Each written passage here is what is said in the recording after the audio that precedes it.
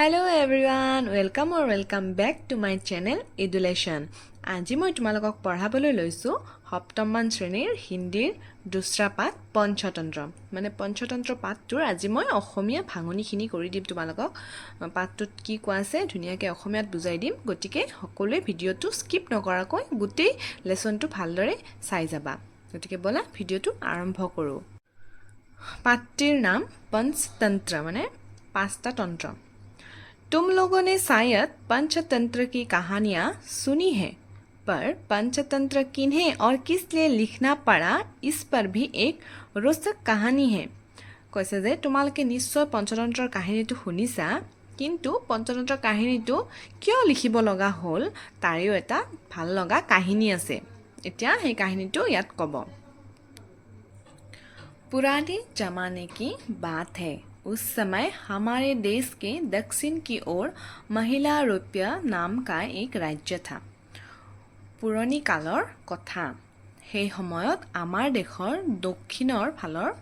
মহিলা ৰৈপ্য নামৰ এখন ৰাজ্য আছিল उसके राजा थे अमर शक्ति वे बहुत ही ज्ञानी दयाशील और दानी थे সেই ৰাজ্যখনৰ ৰজা আছিল অমৰ শক্তি আৰু তেও বহুত জ্ঞানী দয়াশীল মানে জনে দয়াবান আৰু দান কৰি ভাল পায় राजा के 3 बेटे थे वसु शक्ति उग्र शक्ति और अनंत शक्ति तीनों महामूर्ख थे पढ़ाई के नाम से भागते थे निकम्मे नालायक और आलसी थे राजार তিনিজন পুত্ৰ আছিল বসু শক্তি উগ্ৰ শক্তি আৰু অনন্ত শক্তি নাম তিনিওজন মহামূৰ্খ আছিল পঢ়াৰ নাম ললেই পলাইছিল নিকম্মে নালায়ক আৰু আলছি মানে এলেহুৱা নালায়ক মানে বদমাছ নিকম্মে মানে একো কাম বন নকৰে আৰু এনেকুৱা ধৰণৰ বদমাছ আছিল इसलिए राजा को दुख था कि उनकी मृत्यु के बाद राज्य का क्या होगा प्रजाओं को कौन पालेगा সেইকাৰণে ৰজা খুব দুখিত আছিল যে তেওঁৰ মৃত্যুৰ পিছত ৰাজ্যখনৰ কি হ'ব আৰু প্ৰজাবিলাকক কোনে পালিব राजा सदा चिंतित रहते थे वे निरंतर अपने बेटों को पढ़ाने हेतु गुरुओं को बुलाते थे राजा सदाय चिंतित आसिल माने चिंतात परि आसिल माने तेও ভাবিছিল তেও মানে সদায় ভাবিছিল তেওঁৰ লৰাকেইটাক পঢ়াবলৈ তেও কোন গুৰুক মানে শিক্ষকক মাতিব वे निरंतर अपने बेटों को पढ़ाने हेतु गुरुओं को बुलाते थे माने यात কৈছে তেও একেলগে মানে লাগাতাৰ বুলি যে কয় লাগাতাৰ মানে লৰাকেইজনক পঢ়াবৰ কাৰণে গুৰুবিলাকক মাতিছিল আৰু লৰাকেইজনক পঢ়ুৱাবৰ কাৰণে पर तीनों बेटे चालाकी से उनको डरा धमका कर भागा देते थे কিন্তু তিনিওজন লৰাই চালাকি কৰি বদমাছি কৰি যোন গুৰু আহে এই গুৰুক মানে ভয় খুৱাই ধমকি মানে ধমকি মাৰি মানে পলাই পঠাই দিয়ে राजा को कोई उपाय ना सूझा राजा जेतिया कोनो उपाय ना पाले आखिर एक दिन उन्होंने अपने मंत्रियों को बुलाकर कहा आरो एदिन तेओर मंत्रीসকলক माती पठियाई कले मंत्रियों मैं इतने बड़े एक राज्य का राजा हूँ मेरे राज्य में किसी की भी कमी नहीं है राज्य में हर एक प्रजा सुख चैन से जीवन बिता रहे हैं मंत्रीসকলক কৈছে মই এখন ডাঙৰ ৰাজ্যৰ ৰাজা আৰু মোৰ ৰাজ্যত কোনো বস্তুৰ কমি নাই राज्य में हर एक प्रजा सुख चैन से जीवन बिता रहे थे माने राज्यखনৰ প্ৰত্যেকজন প্ৰজাই সুখেৰে জীৱন যাপন কৰি আছিল फिर भी मैं दुखी हूँ तथापिও মই কিন্তু দুখী मेरे तीनों पुत्र नालायक और निकम्मे है कारण मोर তিনিওজন পুত্ৰই नालायक माने কাম বন নকৰে বদমাছ क्या करूँ মই কি কৰোঁ मेरे मरने के बाद राज्य का क्या होगा মই মৰি যোৱাৰ পিছত এই ৰাজ্যখনৰ কি হ'ব किस पर भरोसा करूँ माने कार ऊपर विश्वास करूँ आप लोग मुझे कोई उपाय दीजिए जिससे मेरे पुत्र राज्य शासन करने के लायक बने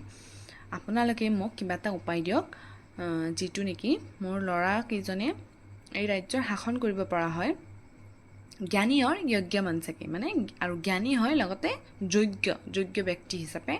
মানে তেওঁলোক হ'ব পাৰে राजा की बात सुनकर एक मंत्री ने कहा राजार কথাখিনি শুনি এজন মন্ত্ৰীয়ে ক'লে महाराज राजकुमारों की उम्र बढ़ गई है महाराज राजकुमाৰৰ বয়স বাঢ়ি গৈ আছে समय भी बहुत कम रहा এতিয়া সময়ও বহুত কম আছে इसलिए उन्हें नीति शास्त्र के जरिए ज्ञान देना पड़ेगा गतिके তেওঁলোকক নীতি শিক্ষাৰ জৰিয়তে জ্ঞান দিব লাগিব दूसरे ने कहा द्वितीयজন मंत्री को কৈছে महाराज इन्हें कम दिनों के भीतर ज्ञान देने के लिए तरकीब सोचनी चाहिए কৈছে যে महाराज তিনিওজনক মানে কম দিনৰ ভিতৰতে যাতে জ্ঞান দিব পাৰি হেনেকুৱা কিবা এটা বুদ্ধি আমি ভাবিব লাগিব राजा मंत्रियों से सहमत हुए और एक योग्य गुरु के बारे में बताने को कहा राजाई মন্ত্ৰীসকলৰ এই কথাত মানে সহযোগিতা কৰিলে আৰু এজন ভাল গুৰুৰ কথা ক'বলৈ দিলে मंत्री ने सोच विचार करते हुए कहा कि एक पंडित है जो विष्णु शर्मा नाम से प्रसिद्ध है মন্ত্ৰীসকলে বিচাৰ কৰি মানে ভাবি চিন্তি ক'লে যে এজন পণ্ডিত আছে যাৰ নাম বিষ্ণু শৰ্মা আৰু তেওঁ মানে খুব প্ৰসিদ্ধ বিখ্যাত মানে একদম शिक्षादान के क्षेत्र में वे बहुत कुशल और प्रिय है शिक्षादाনৰ ক্ষেত্ৰত তেওঁ বহুত ভাল আৰু बहुत আগবঢ়া আৰু সকলোৰে প্ৰিয় हमें विश्वास है कि वे थोड़े ही दिनों में राजकुमारों को ज्ञानी और योग्य बना सकेंगे আমাৰ বিশ্বাস আছে যে তেওঁ কম দিনৰ ভিতৰতে ৰাজকুমাৰসকলক জ্ঞানী আৰু যোগ্য বনাব পাৰিব महाराज ने तत्काल विष्णु शर्मा को बुला भेजा और महाराजे कथाखिनि শুনি लगे लगे विष्णु शर्मा माति पठियाले राजा की आज्ञा पाकर विष्णु शर्मा तत्काल हाजिर हुए राजार आज्ञा पाए विष्णु शर्मा लगे लगे हाजिर होल राजा ने राज दरबार में उनका स्वागत किया और राजकुमारों की शिक्षा का भार सौंपा राजाए राजसभात তেওঁৰ स्वागत माने स्वागतम करिले আৰু राजकुमार केजनक शिक्षा दिবলৈ माने তেওঁ दायित्व अर्पण करिले साथ ही साथ राजा ने यह भी बताया कि राजकुमारों को राजयोग्य बनाने की खातिर वे धन दौलत सब कुछ देने को तैयार है और लगते তেওঁ राजा कले बताए कि राजकुमारों को माने राजकुमारসকলক যোগ্য ব্যক্তি বনাবৰ কাৰণে তেওঁ धन सम्पत्ति जी लगे सकलोबोर दिबर कारणे रेडी आछे माने हाजू आछे राजा की बात सुनकर विष्णु शर्मा क्रोधित होते राजार कथाखिनि शुनि विष्णु शर्मार खंग उठिल परंतु खुद को संभालते हुए उन्होंने कहा राजार कथा शुनि विष्णु शर्मार खंग उठिल किन्तु निजके कंट्रोल करी निजके बुझाई तेओ राजा कैसे महाराज मैं लोभी नहीं हूँ और मुझे इन चीज़ों में कोई दिलचस्पी नहीं है माने कैसे कि महाराज मैं लोभी নহয় और এইবোৰ বস্তুত মোৰ কোনো দিলচস্পি মানে ইন্টাৰেস্ট নাই মানে আগ্ৰহ নাই কোনো এইবিলাক ধন সম্পত্তিৰ প্ৰতি মোৰ কোনো মানে ইমান আগ্ৰহ নাই ইচ্ছা নাই 80 साल की इस उम्र में इसकी ज़रूरत ही नहीं पड़ी मैंने 80 बছৰ বয়সলৈ মোক এই বস্তুটোৰ কোনো মানে দৰকাৰেই নপৰিল पर मैं आपका बसन जरूर रखूँगा किंतु मैं आपनार कथा निश्चयকৈ राखिम एक गुरु होने के नाते विद्यार्थियों का जीवन गढ़ना मेरा फर्ज बनता है एजन गुरु होৱাৰ निमित्ते विद्यार्थीসকলৰ জীৱনটো গঢ়ি তোলা মোৰ কৰ্তব্য अतः मैं आपको वचन देता हूँ कि 6 महीने के भीतर ही मैं आपके बेटों को समस्त शास्त्रों में पंडित बना दूंगा और मैं आपनाक कथा दिलो जे मैं 6 माहर भितरत मैं आपनार लड़ा केजनक समस्त माने गोटेই शास्त्ৰৰ ज्ञान दिम पंडित बना दूंगा माने एकेबारे शास्त्ৰৰ ज्ञान दी पंडित बनाई দিব नहीं तो मैं अपना विष्णु शर्मा नाम ही त्याग दूंगा নহলে मैं मोर विष्णु शर्मा नामটো एरि पेलाम राजा आश्चर्यचकित हो उठे राजाए তেতিয়া आश्चर्यित होल उन्हें विश्वास ही नहीं हुआ कि जो कार्य इतने सालों में कोई कर नहीं पाया वह कैसे 6 महीने के भीतर संभव हो पाएगा राजा आश्चर्यित होल जे इमान बছৰে যোনটো কাম কোনেও কৰিব পৰা নাই যেটো কাম কোনেও কৰিব পৰা নাই তেওঁ আকৌ 6 মাহৰ ভিতৰতে কেনেকৈ কৰিব এটো কেনেকৈ সম্ভৱ आखिर महाराज ने अपने बेटों को बुलाकर विष्णु शर्मा के हाथों में सौंप दिया और एतिया महाराजे लड़ा केजनक माति विष्णु शर्मार हाथत तेओ अर्पण करि दिले माने दी दिले तेओ महाराज ने एक कोमल आसन बिछाकर एक कमरे को सुंदर ढंग से सजाया ताकि गुरु और शिष्य को कोई तकलीफ ना हो মহাৰাজে এখন ধুনীয়া কোমল মানে তেওঁলোকে বহিবৰ কাৰণে আসন মানে তৈয়াৰ কৰিছে আৰু সুন্দৰ মানে যিটো কোঠাটোত তেওঁলোকে পঢ়িব কোঠাটো ধুনীয়াকৈ মানে সজাইছে আৰু তাতে যাতে বিষ্ণু শৰ্মা আৰু ল'ৰাকেইজনে ভালদৰে পঢ়িব পাৰে। अगले दिन तीनों राजकुमार कमरे में गुरु के लिए इंतजार कर रहे थे और द्वितीय दिना राजकुमार केजने সেই কোঠালিটোত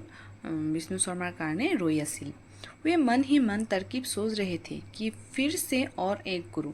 তেওঁলোকে মনতে মানে ভাবিব ধৰিলে যে আকৌ এজন গুৰু আহিল।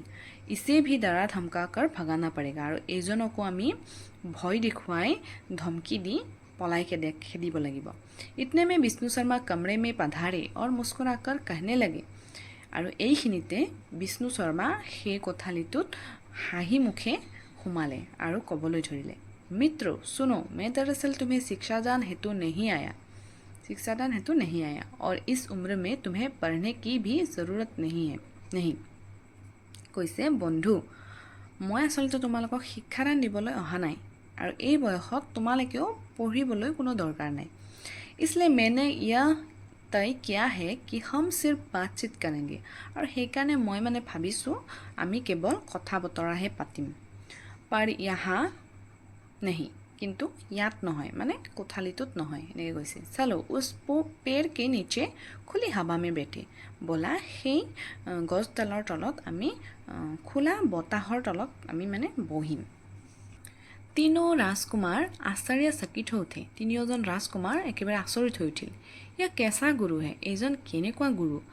आते ही मित्र संबोधन किया, आहार लगे लगे बंधु बोली मातिसे। इससे पहले जो गुरु आए थे वे तो आंखें लाल करते हुए पढ़ाने लग जाते थे, पर ये तो मुस्कुरा रहे हैं।